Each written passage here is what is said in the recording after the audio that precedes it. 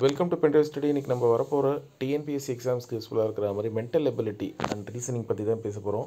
TNPSC அவங்க revised சிலபஸில் எதுவும் மாற்றலை, பட் ஸ்ப்ளிட் அவுட் கொடுத்துருக்காங்க. ரீசனிங்லேருந்து ஒரு 10 கொஸ்டின், மீதி இருக்கிறதுலேருந்து 15 கொஸ்டின் சொல்லிட்டு நம்ம முன்னாடியிலேருந்தே அதை டாபிக் வைஸாக பிரித்து தான் வச்சுருக்கோம். என்ன இதுக்கு முன்னாடி வந்த எக்ஸாம்ஸ்லாம் ஒரு 3 to 4 கொஸ்டின்ஸ், மேக்ஸிமம் 6 கொஸ்டின்ஸ் கூட ரீசனிங்கில் கேட்டிருக்காங்க. பட் இனிமேட்டு 10 கொஸ்டின் வரப்போகுது. சரிங்களா? அது ஒரு வகையில் நல்லது தான் சார். இப்போ ரீசனிங்க்கு என்ன சிலபஸ், என்ன புக்கு அப்படின்னா, டிஎன்பிஎஸ்சி குரூப் 2A மெயின்ஸ் அப்படின்னு சொல்லி ஒரு ரீசனிங்கில் 40 கொஸ்டின் வச்சு அவங்க எக்ஸாமும் கண்டக்ட் பண்ணிட்டாங்க. அந்த டாபிக்ஸ் எடுத்து ப்ரிப்பேர் பண்ணுங்கள் போதும். சரிங்களா? ப்ளஸ் இந்த ப்ரீவியஸ் இயர் கொஸ்டின், நம்ம ப்ரீவியஸ் இயர் கொஸ்டின் அவ்வளோவுக்கு தரவுகள் இல்லை. 268 கொஸ்டின் தான் இருக்குது இது வரைக்கும் டிஎன்பிஎஸ்சியில் நடந்து முடிஞ்ச ரீசனிங் கொஸ்டின்ஸ். அதை தவிர்த்து நீங்கள் பார்த்தீங்கன்னா டிஎன்யூஎஸ்ஆர்பி நடத்தக்கூடிய சப் இன்ஸ்பெக்டர் அண்ட் கான்ஸ்டபிள் எக்ஸாமில் கொஞ்சம் சைக்காலஜி இருக்குது. அது ஃபுல்லாகவே ரீசனிங் மாதிரி தான் வரும்.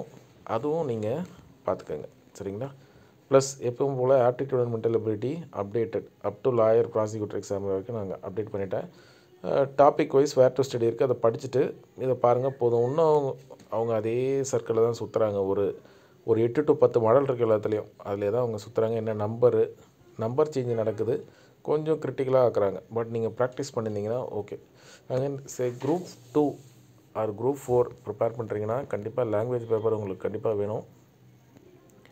அந்த குரூப் 2 அண்ட் குரூப் 4ல் உங்களுக்கு language paper plus mental ability and ரீசனிங்கில் வரக்கூடிய 125 கொஸ்டினில் உங்களோட ஸ்கோர் 110 to 115 இருந்தால் உங்களுக்கு வேலை இருக்குது. சரிங்களாங்க? நீங்கள் கட் ஆஃப் எதுவுமே பார்க்க தேவையில்லை. எக்ஸாம் எழுதிட்டு உங்களோட ஸ்கோர் 110லேருந்து 115 இருக்கான்னு பாருங்கள், உங்களுக்கு கண்டிப்பாக வேலை உண்டு. ஏன்னா கண்டிப்பாக ஜென்ரல் ஸ்டடீஸில் ஒரு 50 ஆவரேஜாக வந்துடும். சரிங்களா? ஸோ அப்படி பார்த்தா ஒரு 170+ கிட்ட வந்துடுவீங்க, உங்களுக்கு வேலை கிடச்சிரும். அதனால் நீங்கள் குரூப் 4 குரூப் 2னா லாங்குவேஜ் பேப்பர் அண்ட் மென்டல் எபிலிட்டியில் தெளிவாக இருங்க. இதை தவிர்த்து நம்மக்கிட்ட Thirukkural previous year question, general studies previous year question, current affairs, அப்புறம் டாபிக் வைஸ் ஜென்ரல் ஸ்டடீஸ் எல்லாமே இருக்குது. சரிங்களா?